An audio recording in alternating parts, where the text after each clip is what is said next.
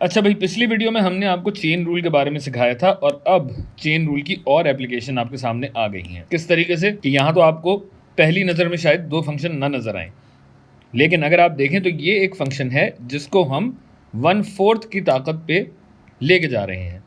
यानी इसको मैं यूं भी लिख सकता हूं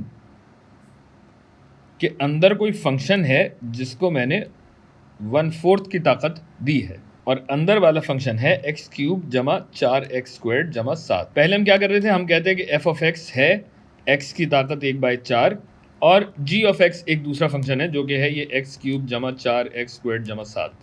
ठीक है, लेकिन यही काम हम डायरेक्टली भी कर सकते हैं। कैसे कि अगर इस पूरी चीज़ को मिसाल के तौर पे मैं बस कह देता हूँ u ऑफ x और अब मैं डेरिवेटिव निकालूं तो डेरिवेटिव क्या बनेगा भाई? डेरिवेटिव होगा कि अंदर जो कुछ भी है मेरा, यानी जो मेरा ये u ऑफ x है इसकी ताकत है ना 1/4, तो जब मैं डेरिवेटिव लूंगा तो ये 1/4 नीचे आ जाएगा और 1/4 में से 1 निकाल लिया जाएगा, जबकि ये जो अंदरूनी फंक्शन है ये जूंगा तू रहेगा और मुझे इस चीज को ज़रब देना होगा अंदरूनी फंक्शन के डेरिवेटिव से, मुश्तक से। यानी ये हो जाएगा,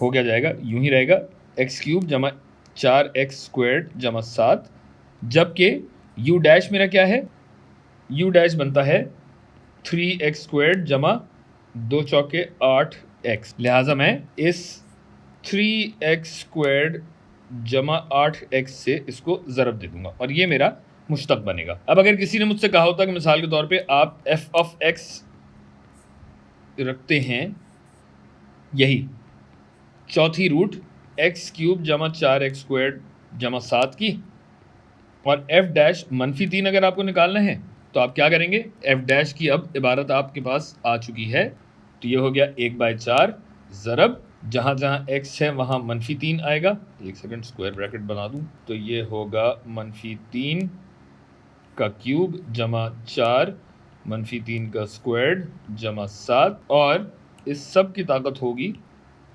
क्या हो जाएगा, -3/4।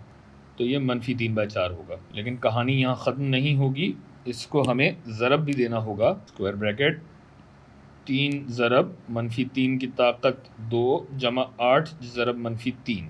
अब इसकी आप तफसील कर लीजिए, 1/4 ज़रब -3 की ताकत 3 -27 जमा 3 3 9 9 चौके 36 जमा 36 जमा 7, इसकी ताकत होगी -3/4 ज़रब 3 3 9 3 27 माइनस 8 3 24, यानी ये पूरा हो गया -3। और फिर अब तो बस सीधा सीधा हिसाब है जो आप करेंगे तो आपके पास जवाब आएगा 3/32। आसान है।